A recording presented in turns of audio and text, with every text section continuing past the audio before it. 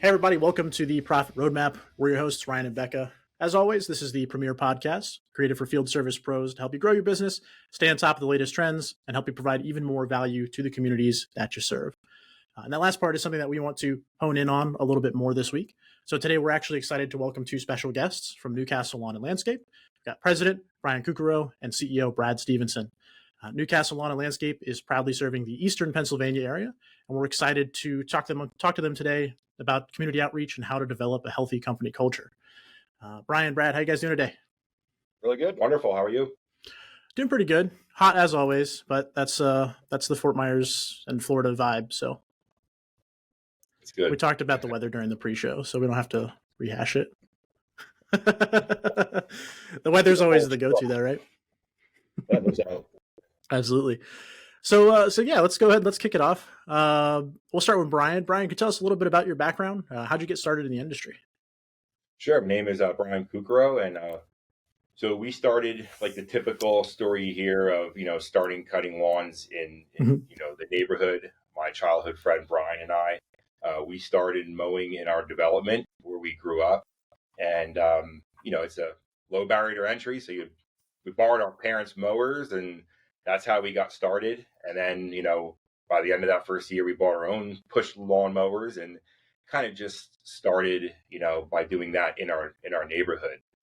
Just basically cutting grass, on the side between school classes, pretty much. That's how we got started. So awesome. And then what are some of the things that you do at Newcastle?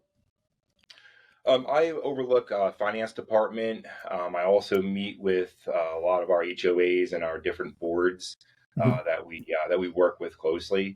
I take a lot of pride in taking care of them and making sure that they from year to year they want to retain Newcastle. It's really important to me and to the company.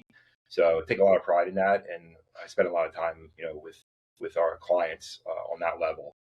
So. Then on the finance side, again, that's more like, AR, AP, overseeing our office team, helping them out, making sure we're staying on track and, being state of the art with everything that we do in the office, from a cash standpoint. So. Beautiful. All right, Brad, it's your turn. How about you? How'd you get started? You're up. Well, when I was 3 years old, I'm just kidding. I was like, wow, we're going way back. We can go about that.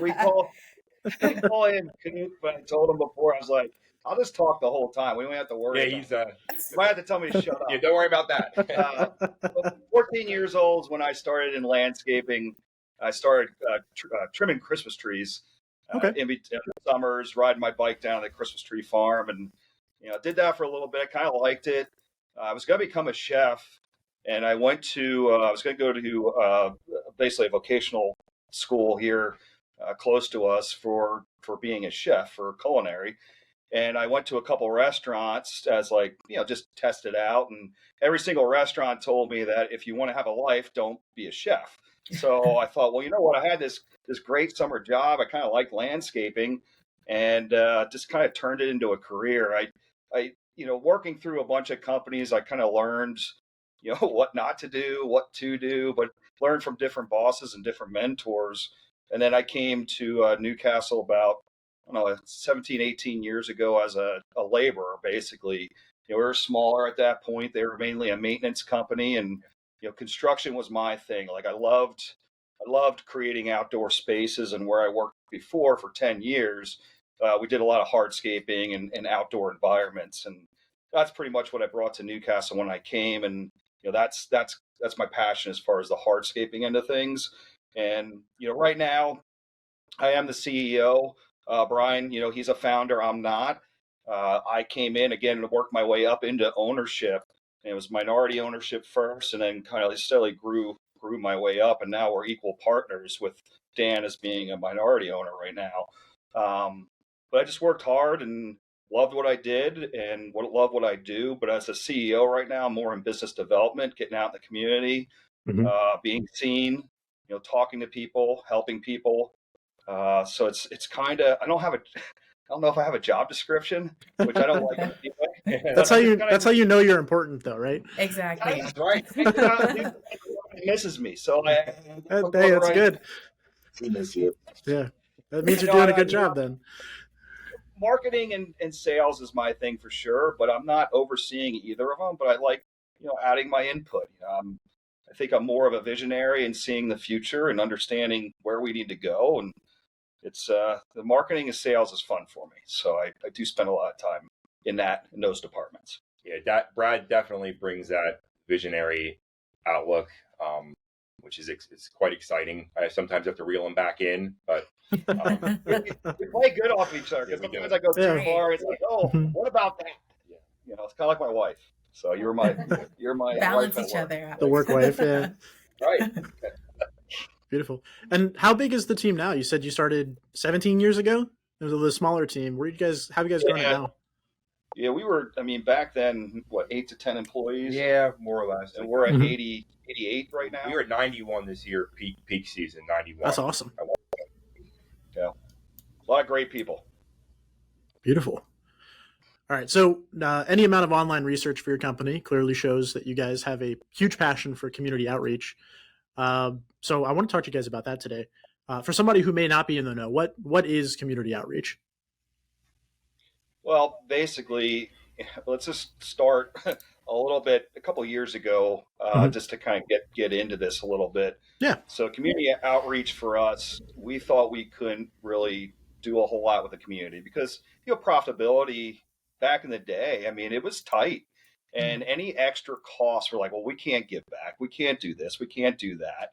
And really COVID kind of pushed us into helping the community. We met as a leadership team right as COVID came out, and we were 6 feet apart from each other out in the garage. And we're like, you know what? We're going to help the community. Now's the time to do it. If we go out of business, we go out of business, but let's go down fighting. And, we started driving for a local food bank, and we didn't want any publicity out. We didn't want anybody knowing about it, because we want to give back. We want to do stuff under the radar because it's truly in our hearts to give back in our whole company. And so, I had a little bit of not an argument, but, I had to talk through with our marketing manager because she wanted to put it out and she wanted to get the stuff out.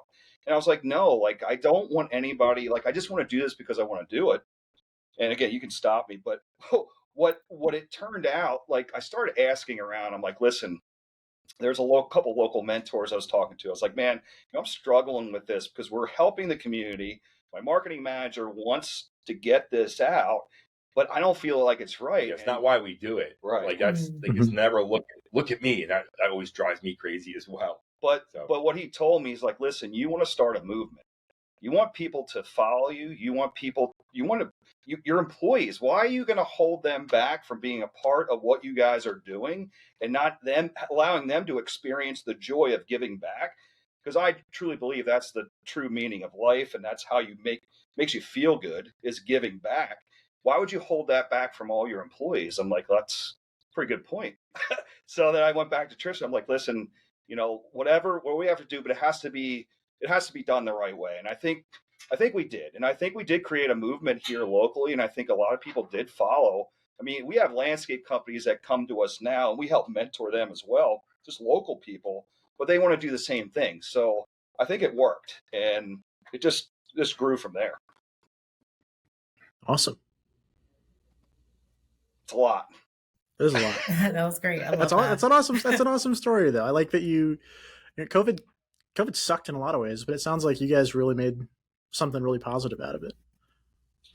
Yeah, and I started doing some videos, daily videos that I would send to all the people because I wouldn't see anybody. And I'm like, well, they need to see us. And the first video I did, I was dressed up in a bunny suit and did a forward roll. So that one, they got a couple of likes. And then I started doing other videos.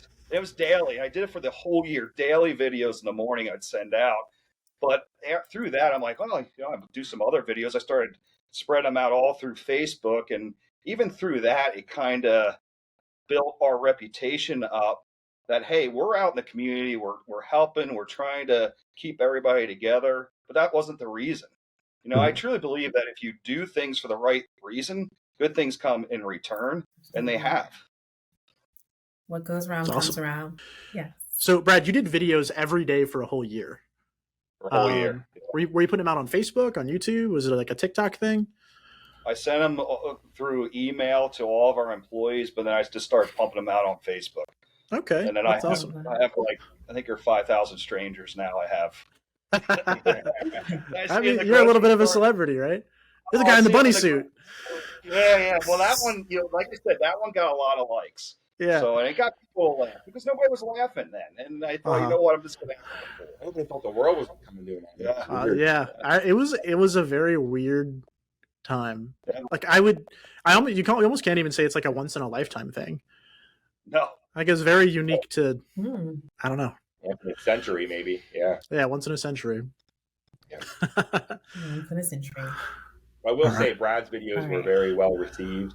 I heard from a lot of people during those times how it helped several people, even people that don't work here. Mm-hmm. So that's the whole idea, is to be able to help others. Even they don't have to be employees, but they can be friends, they can be family members. And Brad definitely had an impact with those videos, which was awesome. I thought it'd be a good idea too for some of the people that like my video to hand deliver baskets. Well, that wasn't a good idea. So anyway, I mean, you tried stuff. You tried stuff. So you get points there. A for effort for sure. All right. So, that was a great way to sort of inspire internally, externally as well. People were going through a hard time when COVID started and everything. What are some other examples of community outreach that you guys do today?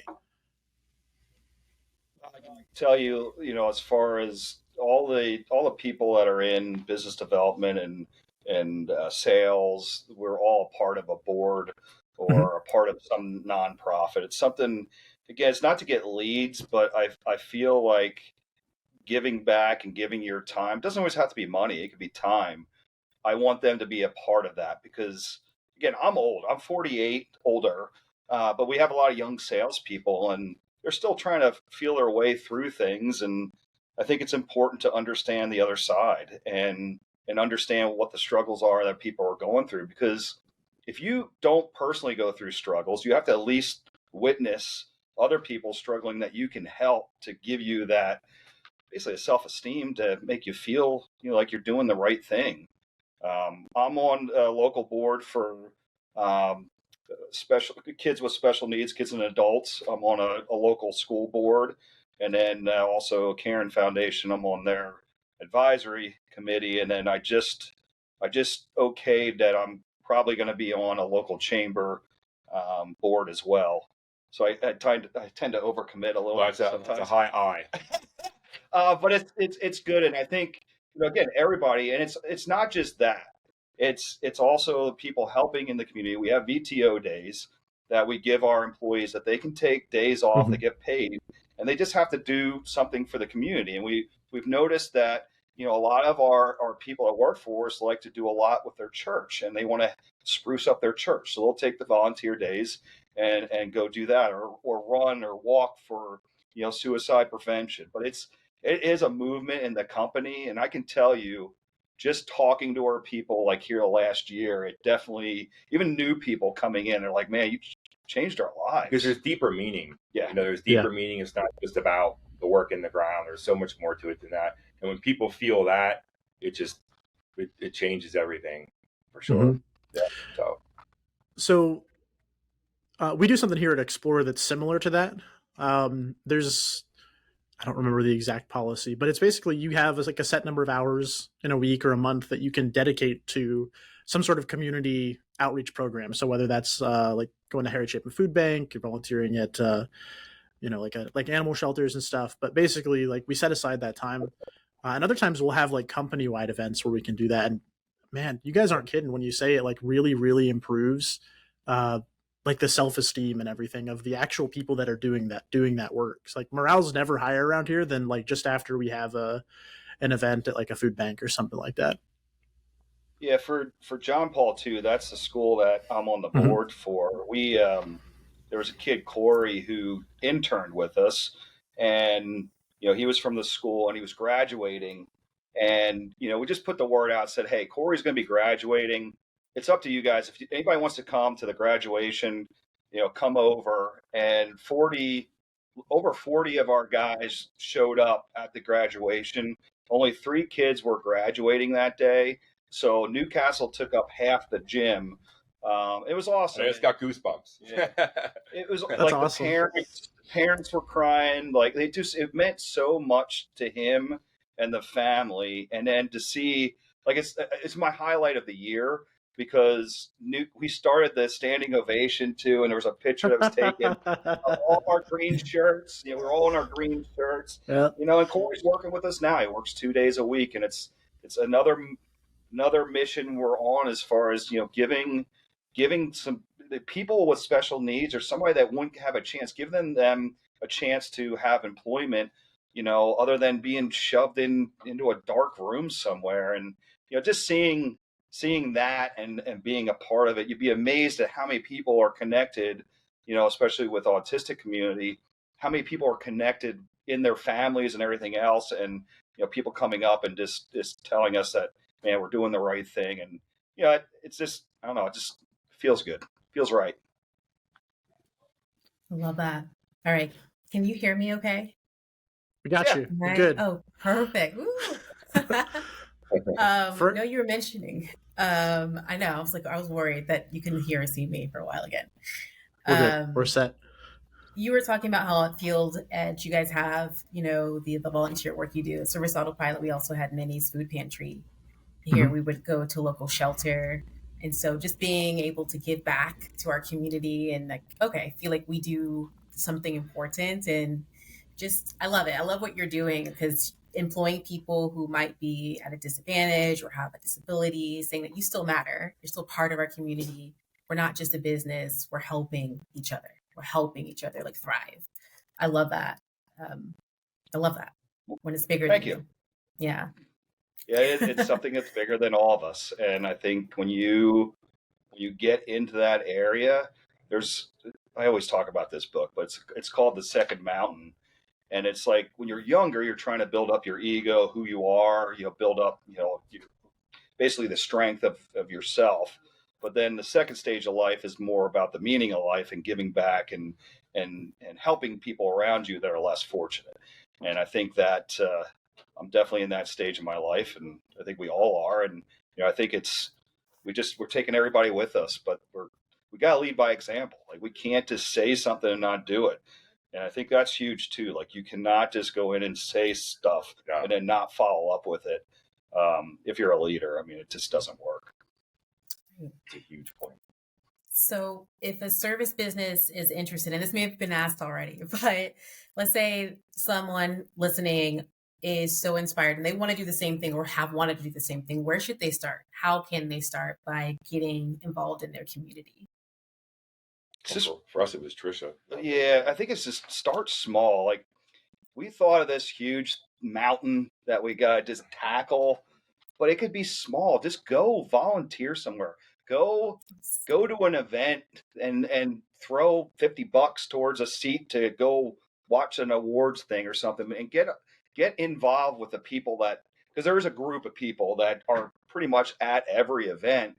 But start asking them questions, and then you'll see that there's a link. But start small, $50, and just start there, and you can build it up. I mean, heck, was it 4 years or so? I mean, it took a lot of time to grow. And again, we thought we couldn't do it, and now I can't imagine not doing it. Yeah, that's the thing. Like as an owner of a company, you always think like you have to focus so hardcore on your company, like on the business itself. But, you know, it turns out it's these things that are outside of the business where you can give back that really has a bigger impact than anything you can do inside your business. Just, you know, as from that angle, you know. And that's a good point. You know, if it weren't for our team, we run the EOS system here as well as, I don't know if you know Gino Wickman, basically how to meet and stuff. But if we didn't have the team of people that we have here, Cook and I couldn't do this. I wouldn't be able to go out and do stuff. Like it all works together. So you work on building the people in your team. But if you're so focused on just making dollars and the dollars have no purpose, why? Like why? And you know, I think that's how you can separate your company from others is that, you know, you're here to build people. You're not here just to make money. We have to make money. to be able to give back, to pay our people and make sure, because we got 92 employees that we got to take care of as well. And we got to pay them. So we can't just give away all the money. Yeah. But, we have to make money, but you have to build your people to make the money to give back. So I would say, first off, start with the $50, but then start building your people up so then you can step away. If you're a business owner and have a couple employees, pick out that one person you want to train to take your spot, and then give them you got to delegate and give them some opportunities, somebody that's smart or whatever, somebody that is a good person, give them those opportunities, and then you elevate yourself and go do some of this. Don't be a bottleneck.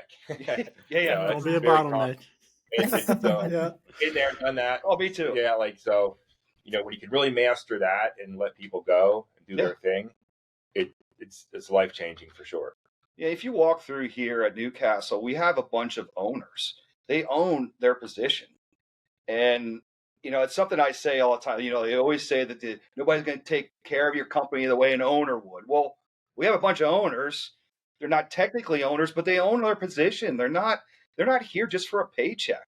Like, none of them. They tell us, they refresh our memory on how to do things the right way. And then they tell us we pay them too. I'm okay with that. Yeah. But it really makes it fun. It makes it fun when you have a team of people who truly own what they do and, constantly improving, which is one of our core values. And we see it every single day. The laughing through the halls. Like, there's constant laughing in the offices all the time. It's refreshing. And it's not the norm.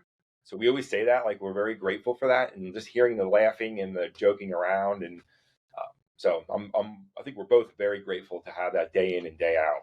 Well, it's funny. This morning we were doing a safety check, and we're giving out, trucks were lined up, and we're giving out cones and all the eye wash and stuff. And our safety committee was running it, which is 5 people.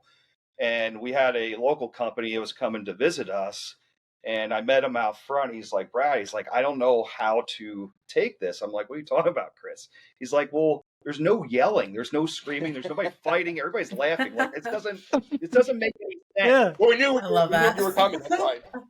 Yeah. I said, listen, I told all of our employees, you do what you do. Don't put on a show. Not all of them. Only 6 of them knew that he was coming. Mm-hmm. But it is what it is. Listen, we have bad days. Bad days. There's times I fight with people, but I'm fighting with them because I want something better for them. And you can't just lay over and let people do stuff and not correct them, because you have to. And that's to help them improve. Mm-hmm. So, I don't know. It was just kind of funny. It just happened today. And it's just wow, I forget how good we have it. We complain because we have some weeds popping up here and there. Or, something stupid happens. Yeah. And we're like, man, what is it really like? And it comes back to building that culture and building your people up, good people, and then being able to step away.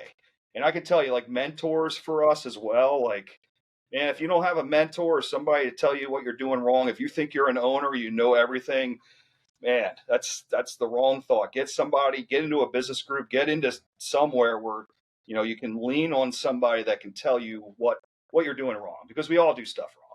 And we all have to improve ourselves as well.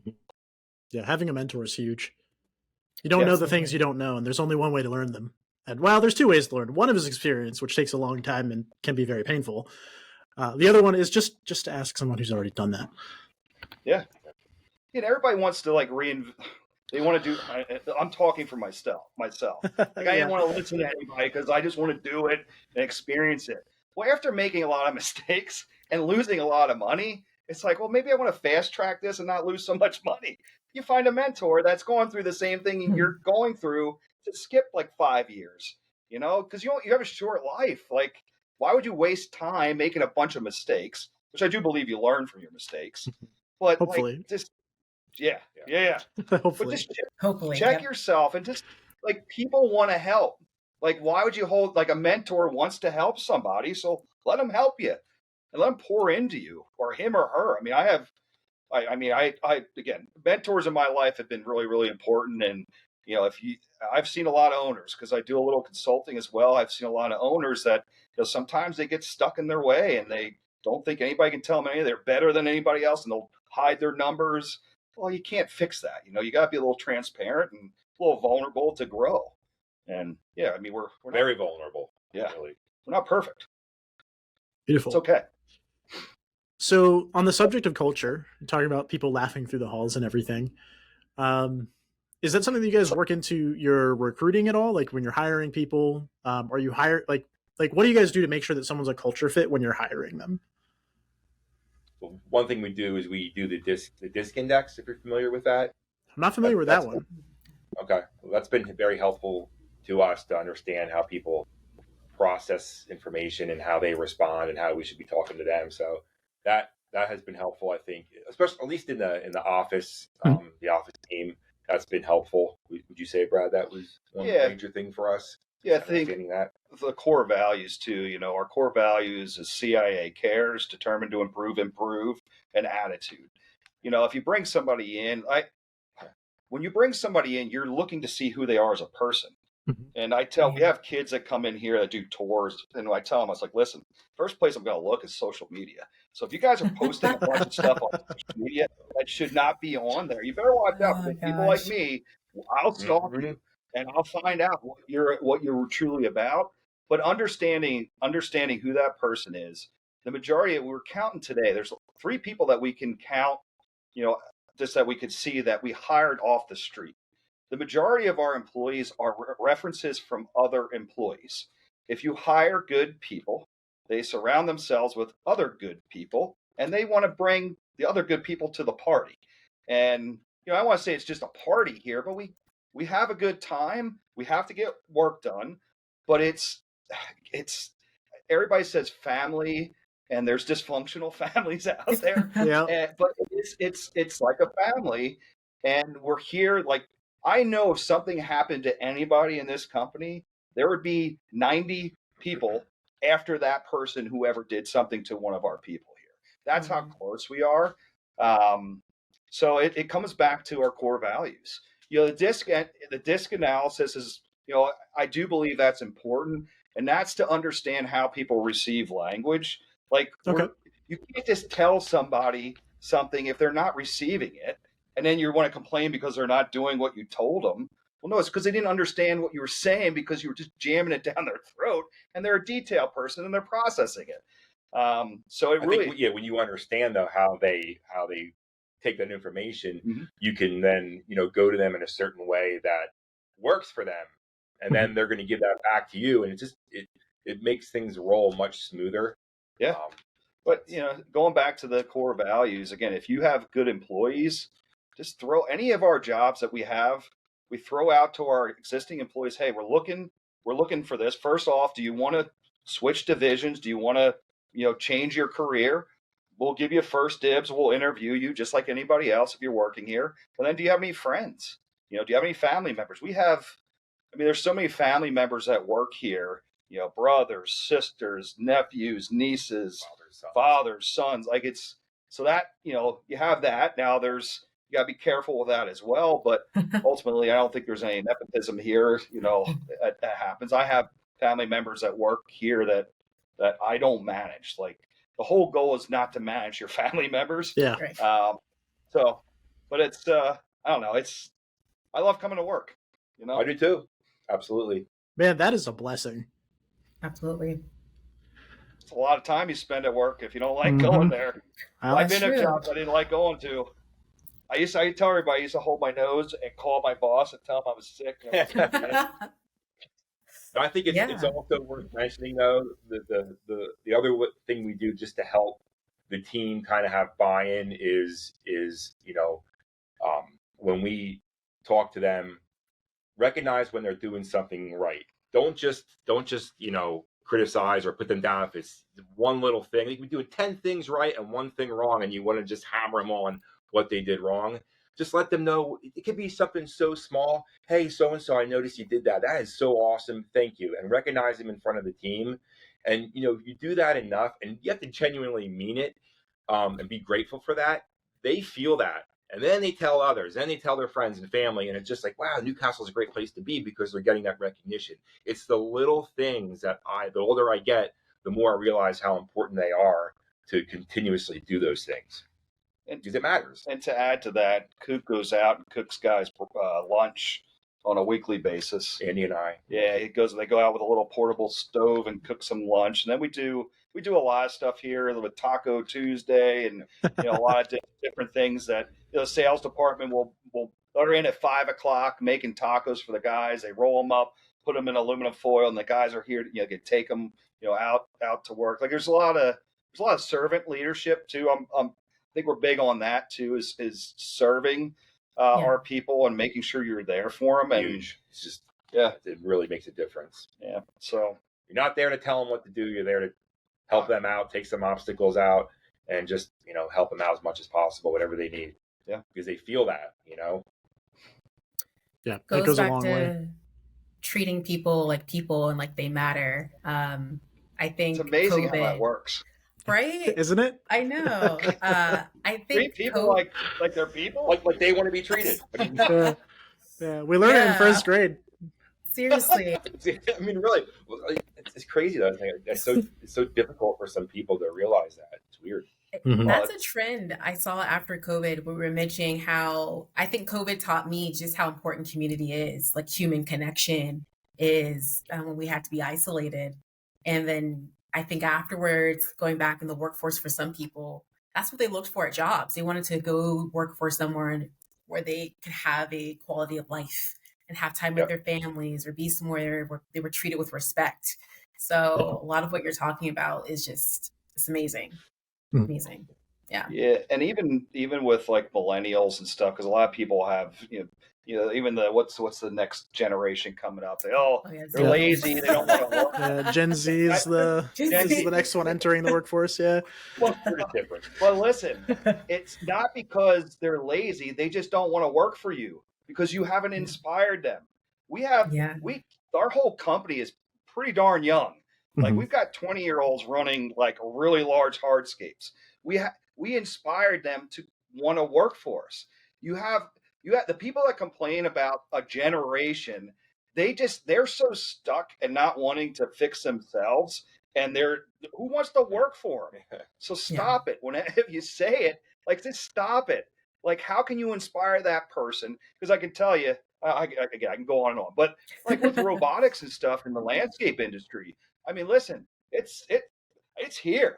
And who are you going to be hiring as you grow a company and create all these different divisions? It's going to be that kid playing the video games. I mean, that's who it's going to be. So don't the old school way of thinking, just, hard work, you just got to wheelbarrow and shovel. No, get stuff that makes the job easier for the people, makes it a little bit more fun, equipment, whatever's out there that can make the job a little bit easier so you're not killing yourself. I mean, I've had 2 back surgeries, shoulder surgery, ankle surgery, because I killed myself in hardscaping. Why would I want anybody else to do that? It makes no sense. I'm 3 inches shorter. It sucks. Yeah. Oh, I want the towers over me. Yeah. No, why would we want to do that? They're just not working as hard. Well, yeah, because they're smarter than us. They want to use the equipment. Stop. Yeah. Growing up, that's something my dad always told me was work smarter, not harder. Yeah. And he really instilled that one into me. I'm glad you brought up the generational stuff because, man, I hear that a lot. Not on like the podcast and whatnot, but like just from like other, outside of work and like people I talk to, like, man, younger generations they really gotta just put in the effort and do it. And it's like, they want something different out of a workplace. Yes. Yeah. They want to be a part of something that's bigger than them. And they want to have a family. They want to take care of their family. They want to be there. They want to experience things, not work 90 hours a week. Like that's not what it is. And, and even going on all that, like the 90 hours a week, man, if you look at the studies that after like 60 hours, you're getting like a third of the production. So you're spending all this money in overtime and killing the guys. They don't want to work for you, guys or girls. Like they don't want to work for you. Why not get into more equipment and more of the technology to make it better, Absolutely. So to bring it back into doing something that's bigger than yourself. We've talked a lot about it inspiring and everything. We touched on this briefly in the past, but like, let's say that I've got a business and I have just zero idea, like what organizations to reach out to for opportunities for community outreach. Like I've never dipped my toe in that pond.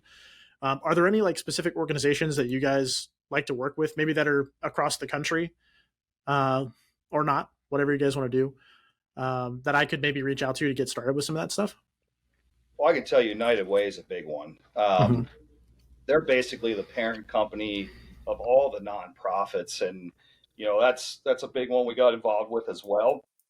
And there's different ancillary things you can go into, but I know our team. I think it's called the Big Cheese Event, which United Way holds. You're boxing up a bunch of food in box lunches or something. I think for kids. You should probably know more about that. But the United Way, I mean, you call them. I mean, our local chapter, our Berks County chapters, they're awesome.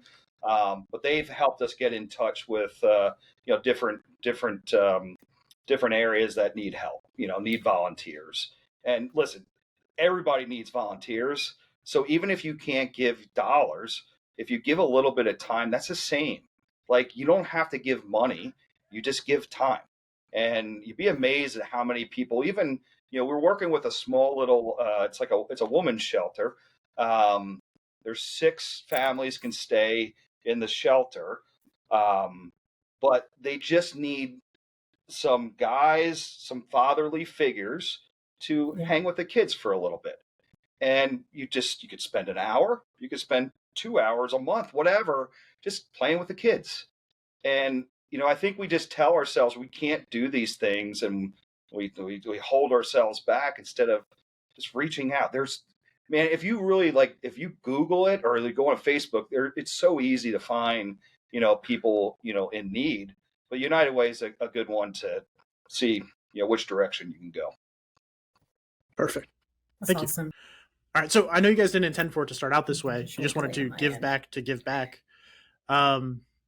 So that said, it sounds like giving back to the community has had a profound effect on the business. We've talked about like the culture and everything as well, but has putting your name out there helped with like the sales side as well? Like, people want to support a company that does good things for their community, right? It's really all it is. Really, they just want to see companies out there who care more than just the company itself. Mm-hmm. It is hard to measure it, and we don't measure it. It's like one of those behind the scenes things that just happened. Right. It's like in conjunction with everything. Good people helping the community, getting out, being seen. Like, you don't know where leads are really coming in the grand scheme of things. Mm-hmm. So, but it does help. But if you're doing it just to grow your business and that's the only reason you're doing it, I think you're doing it for the wrong reasons. Awesome. I was going to ask if you guys tracked that stuff and how you tracked it, but I almost feel like there's something to say for not tracking it, I mean, I will say years ago, people didn't even know who we were. Like, what? Mm-hmm. Like, we have all these trucks, but now I feel like we're more well known. You know what I mean? And it's probably has a lot to do with that, I would think. Yeah, I think, and the biggest thing is like, don't do it for sales. Like, if you're doing it for sales, I really believe you're doing it for the wrong thing, the wrong reason. Like, it's gotta come from your heart. We don't like fake people, and like, I don't know. It has to be true to you. Mm-hmm. Don't just try something if you don't really want to. You gotta want to. Yeah. I think people pick up on that too. Oh my gosh, yeah. I'll pick 100%. On it. Yeah, well, anybody, I don't like to be sold. So anybody that's like salesy, like I can see right through it. I'm a good reader on people, and no, stop. Like, that's not your heart. Stop faking it. So I don't judge people though. I don't like fake people. So those businesses listening in that maybe they don't have this kind of company culture, they want it. Maybe there's some issues going on in their company. They know they need to fix it, but they don't know, where to start. What are some actionable steps where they need to look at, maybe first with themselves or internally in their team, to improve that company culture? Ooh, yeah, I think one thing, just to reiterate the importance of recognizing when your team is doing something right is one. Number two, do what you say you're going to do. Like that right there. People just kind of blow smoke, especially as owners. Sometimes we just say things, but to truly follow up on it, you're building rapport with your team. I think that, doing that consistently, again, people feel it, and it makes a huge difference when you're following up and you did what you said you were going to do. And really, if you can even do more than that and go above and beyond, then your team is even more blown away with you. Man, he really listens. Like, wow, he did this for me. And like, it's just what that creates is something special. I think for us too, as owners, if we're walking around with our chests out saying how great we are, nobody wants to work for somebody like that, so it's like, just be done with it. Like, it's okay. You're the founder, the owner. If you're a smaller company, whatever, like, we get it. You know what you're doing, but in order to scale it up, you've got to inspire people. People to want to become you. Well, nobody wants somebody out there beating their chest saying, "Look how great I am." Be one of the guys. Like, be one of the team. Yeah, and I dress a certain way just because I'm out in the community, but I can tell you, if I'm just here for a meeting, I'm dressed like everybody else. Like, we used to have black shirts because the owners would have black shirts. Well, like, why? Like, why you got to look different than everybody else? If you want to treat people like an equal, why you got to dress different? I had people in the company tell me that I need to start dressing a little nicer because you're the founder and the owner, and you're like wearing these khakis. His toe is poking out of his shoe. Comes in, he's got his Crocs on, he's got his I was gym shorts and his Eagles jersey. I was told that, like, come on, you gotta start dressing a little nicer here. Take that for instance. Like, they want to be proud of you, so they're gonna put you out in the community. You gotta dress a certain way. Yeah, I mean, I think it's, again, just relating and being vulnerable. Today the guys were mocking me because I was out, talking about wheels on our loader, and Dan's just looking at me and saying, "You have no clue what you're talking about." Well, yes, you're right. I don't. Just another example, just to piggyback on that, give maybe some business owners the perspective. So we're bringing in someone new in the office on Monday. They're starting, and one of our team members here came up to me and said, "What's the plan for getting this person trained on Monday?" And I'm like, "Well, I have this. I'm thinking this, and this." And they were like, "No, we're not doing that. We're going to go around. We're going to bring the person around, and I don't want to mention names, but we're going to basically tour the different departments." And I was like, "That's awesome. Like, I love it. I'm not because like I'm the owner. No, we're going to do it. No, that was awesome suggestion, and I'm excited about bringing the new hire around to all the different departments and introducing them and kind of going slow with it. Like, that's what we need to do. That wasn't my idea. It was someone else in the company. And I am okay with that. And I actually love it. It's great because it's going to improve the way we do things, and I'm not like, I think as owners, quite often we're like, no, we have all the answers, and we don't. No, we absolutely don't. Nope. Yeah. Part of being a leader is being able to step out of the way when you need to, right? Yep. Yeah. Yeah. And own your spot, wherever you're nestled in, like, just go there and don't starting all these fires and then leave again, and now all your people have to pick up all the pieces, which I've done that before. I only know that because of experience. So we talked about it. You gotta have the experience, make mistakes, or ask the mentor. So this if you're listening, is me asking the mentor for you, so you don't have to ask the question. Right, here we are. Yeah.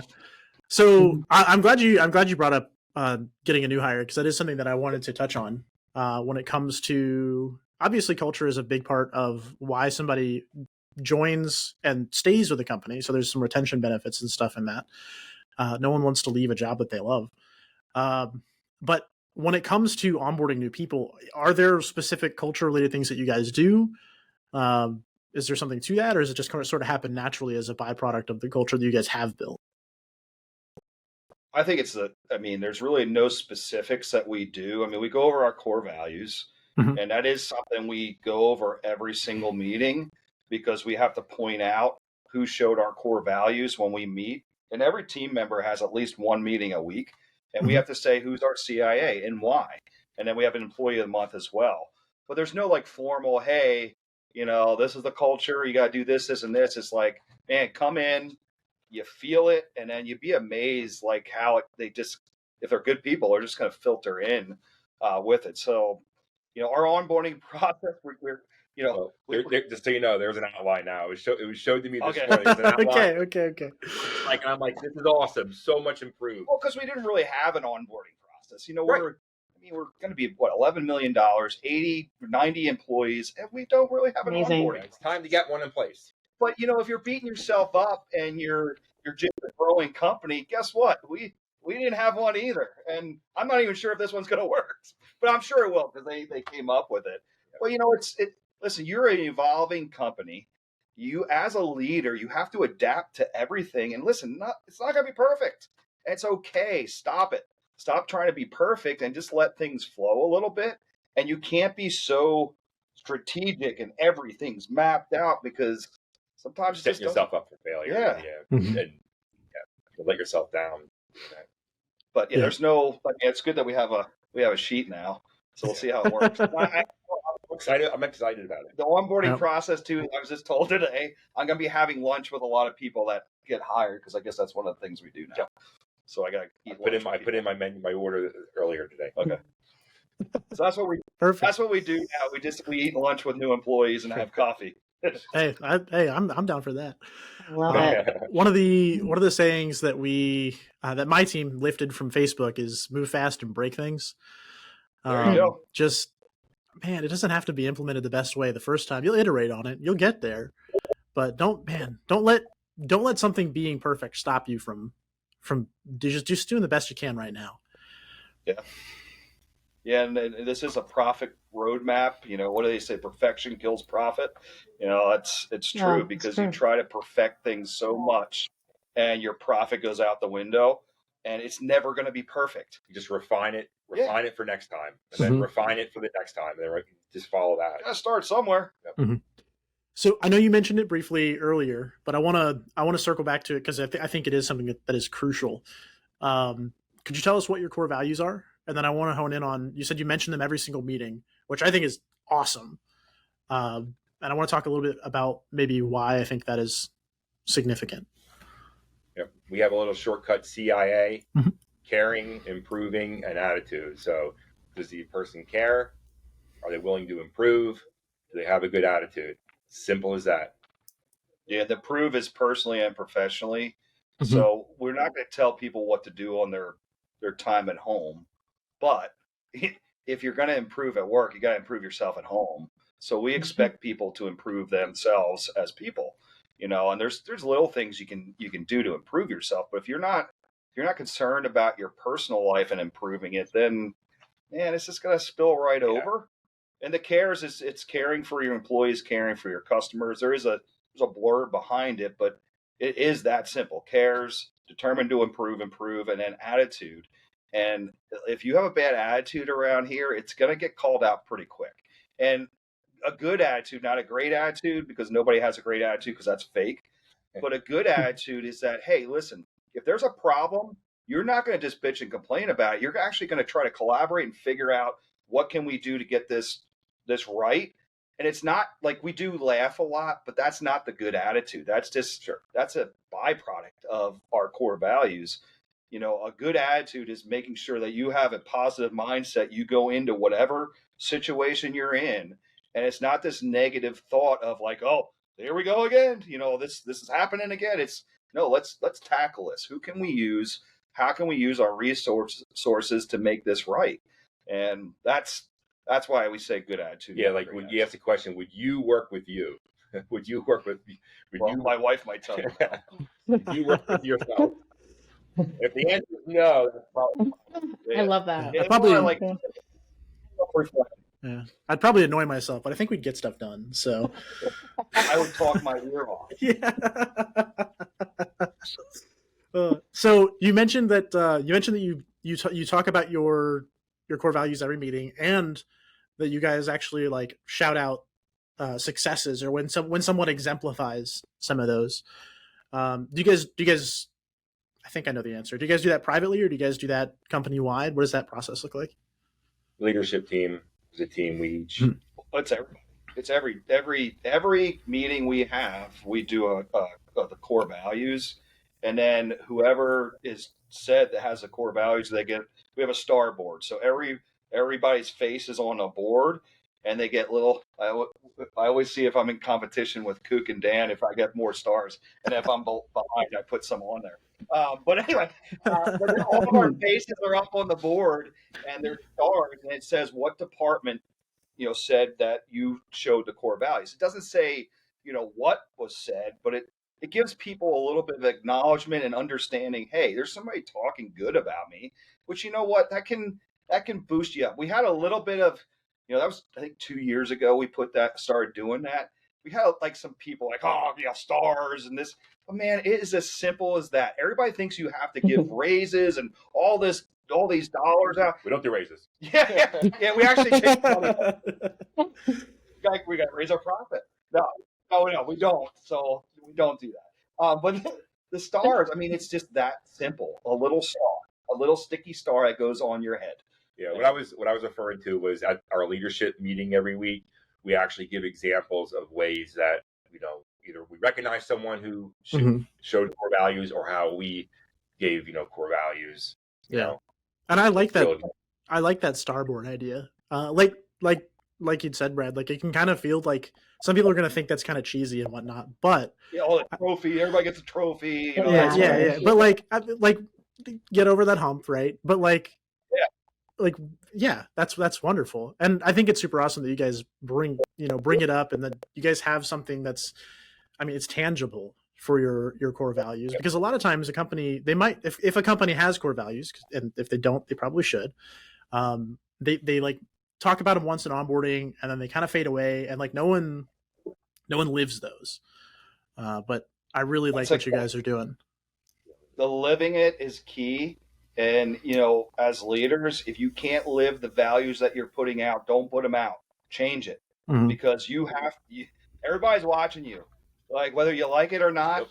I tell this story all the time. The good attitude. I used to walk through the office with my headphones on and just be looking at the ground, not saying anything to anybody. And my sister pointed me out. She's like, Brad, when you come through the office and you say nothing to anybody, I don't care if you're thinking or not, you come across like you're a jerk. So stop it. I'm like, good point.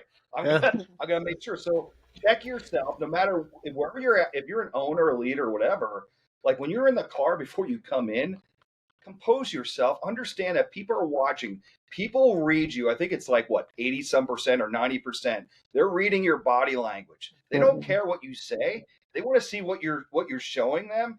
And if you have a frown, but you're trying to tell them something good, they don't care. You still have a frown on your face. Yeah. So it's how you're representing yourself, and that your body language is huge.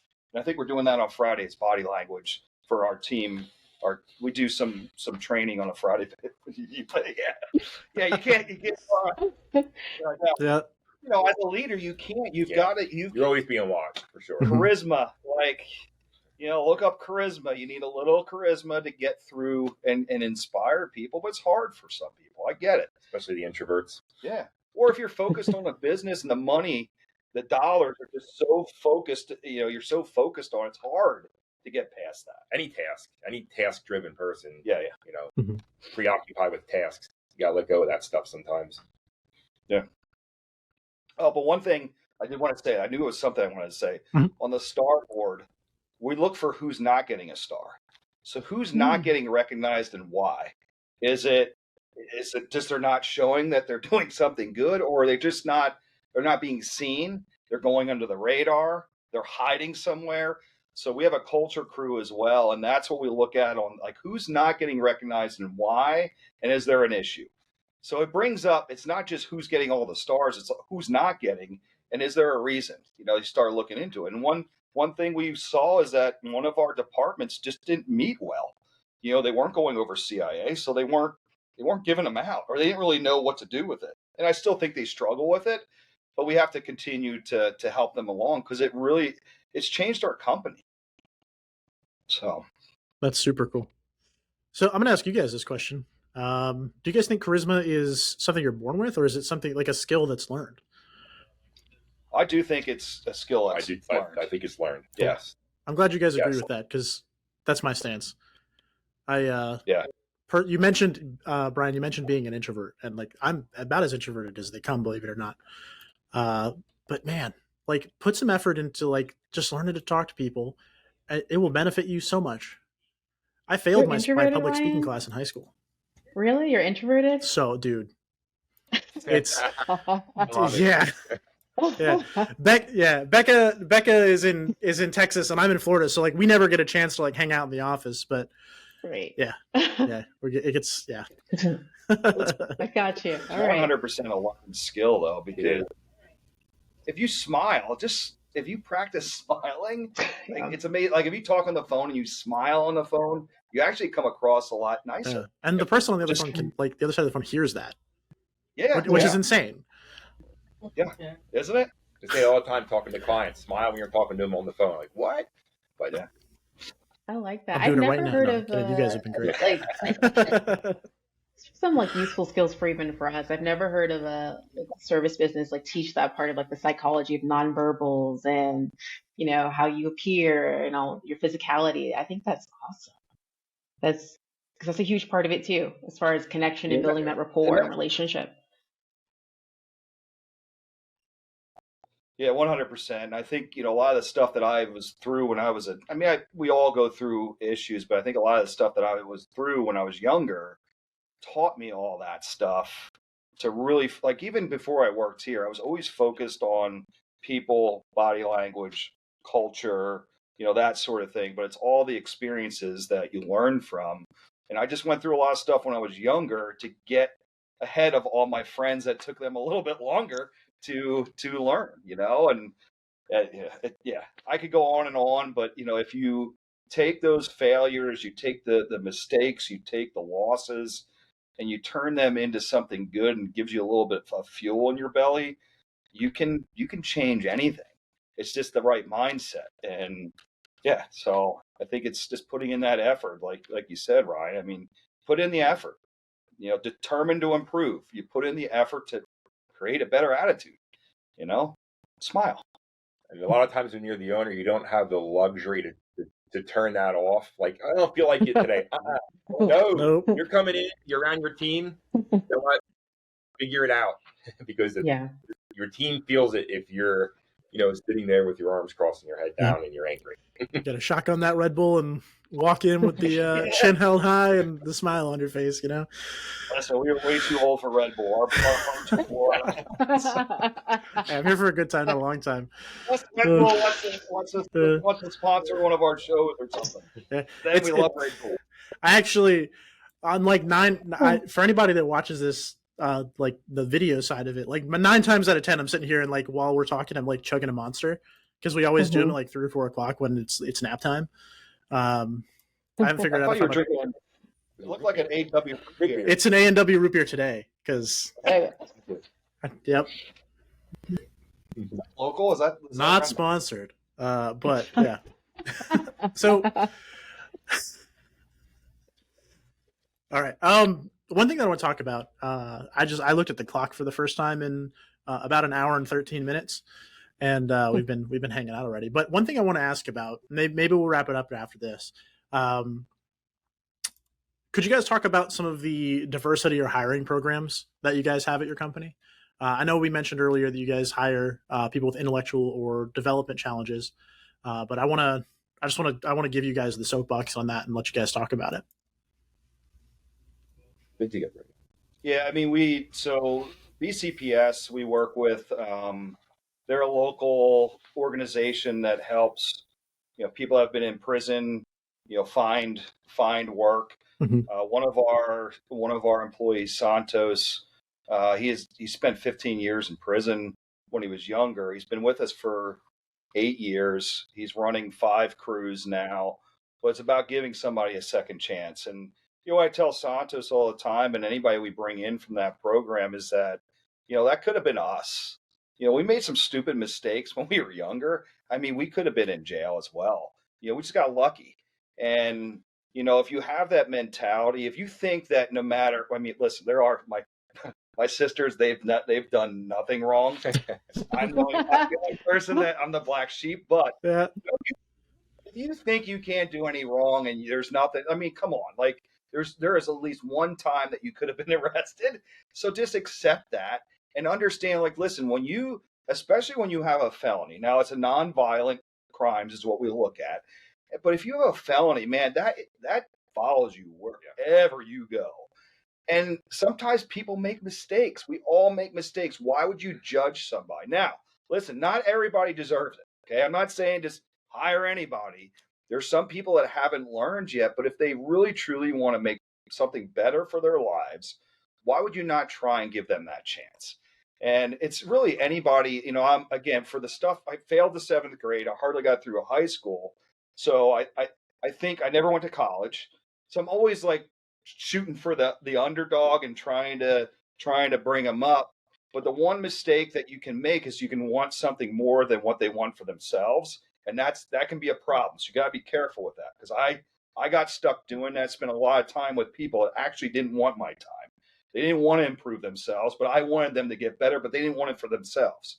But once you find those people that actually want it for themselves, you spend a little time and pour into them. Man, seeing them grow and become better people, being a part of society. Now, Santos, he goes to all the job fairs. He is sitting at the table. He's talking to people that just got out of prison to try to see if this person's good or not, if they need to learn a little bit more, or, we give him a shot. And he loves respect. The respect he has from our team because of what he went through in his life is through the roof. Yeah, and he doesn't hold it back either. I mean, his story tells a story wherever he's at. But again, you're giving that person a second chance. Even if they need a third chance, sometimes if you believe in somebody, they'll start believing in themselves. But you got to be careful with how much you're giving. They got to prove to you that they want to get better. And I think it's super important. And the more you can do with that, but we're always looking for people that might not have had a fair shake, and that's people with intellectual disabilities and stuff. It's the same with them. Most of the people that we were like when I go to the school and stuff, a lot of those kids, they're great kids, and they do some great things for you. It might not be the same. They're not going to be able to follow the job description, but you know what? If you find, and I think we do a really good job of this, that you find what they're good at, no matter who it is, whoever you find, work them into what they're good at and get them better at what they're good at, instead of, we always talk about improvement, working all your failure, all the stuff you suck at. Well, how about you work on what you're good at, get that better, and then work a little bit on the crappy stuff. But ultimately, it's about how you can instill in somebody that higher look at things and just getting them better at what they're good at. And now they're happy because they're doing things they like, instead of, we got to follow this job description because all this stuff is saying what you have to do. And listen, Dan, our partner, will probably be very angry at me, but we just won't show him the episode. Yeah, there we go. He won't watch it. He watches other stuff like Rogan. No, I mean, these job descriptions, we get so hung up on this freaking piece of paper. Like, why would you push something on somebody if 50% of that piece of paper people love and the other 50% they hate? Why would we stick somebody in that spot? Why not direct people into what they're good at? Listen, everybody has to do stuff that they're not good at. I get that. But how do you get better at what you are good at and be perfect at that, or at least close to perfect? And I truly believe that's when there's freedom in work, freedom in your job, when you can find that synergy to wherever you feel like you fit, and don't constantly be beating yourself up because you're not good at something. Guess what? I suck at details. It's okay. I have people around me that are really good at details. I'm horrible at details. How many times here in Newcastle do we bring people in and kind of found their way? Oh, yeah. We help them find their way to what they really enjoy. And I think that's part of the culture that we've built. Oh, yeah. Is kind of working them into what they're great at, what they love doing, helping them achieve that. Yeah, and here's a little tool that you can use that we learned from Dennis McEntee, that was my mentor for 17 years. But he calls it junkie to jazz. What do you do that's junky, and what do you do that you're jazzed about? You make a list of all the junky crap and you delegate that to somebody else. And it's not because you're just dumping all your junk on somebody. It's actually somebody's going to enjoy doing that, believe it or not. And so my junkie list was all the details. And you'd be amazed at how many people love details. That's the majority of our company. And a lot of your jazzy stuff is somebody else. Yes. Oh my gosh, I don't want to go to that event. I can't talk to people. So like if you stick in what you're gifted at and where listen, I feel like I do not, there's days that I feel like I do work, but ultimately if you're doing things you love, you won't feel like you're working. And why won't you try to create that? It just doesn't make any sense to me that we force people into these things. I just don't get it. So I'm a little passionate about that one. Oh, that was beautiful. That was awesome. I love that. I think that's a wonderful note to end things on. All right, Becca, I'll toss it to you. I'll let you do the outro as per usual. Got it. Thank you, Ryan, and thank you. Thank you, Brian and Brad, for both being guests today with us on the Profit Roadmap. Brian, if people want to learn more about you, where should they look? For me, email's best, b.cuccaro, that's Cuccaro, @Newcastle94.com. Awesome. And Brad, how about yourself?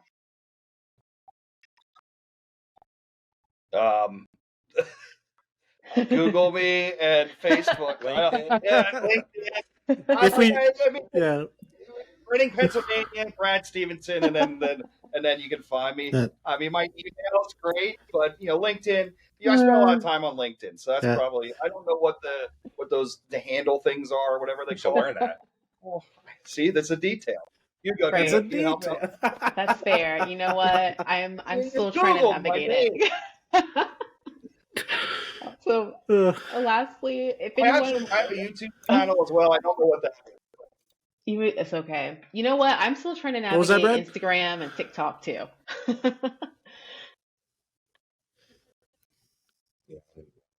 TikTok, I'm not. Yeah, I don't think I'm on TikTok. My daughter's TikTok's all I see. The TikTok she does, and sometimes I'll dance with her. But other than that, I don't go on there. You're going on. But we know they're out there. So when we go hunting for your Brad's bunny video. Oh yeah. Well, I can send that to you if you want to give it to your family. Awesome. And lastly, gentlemen, if anyone wants to learn more about Newcastle Lawn and Landscape, where should they search? Where should they go?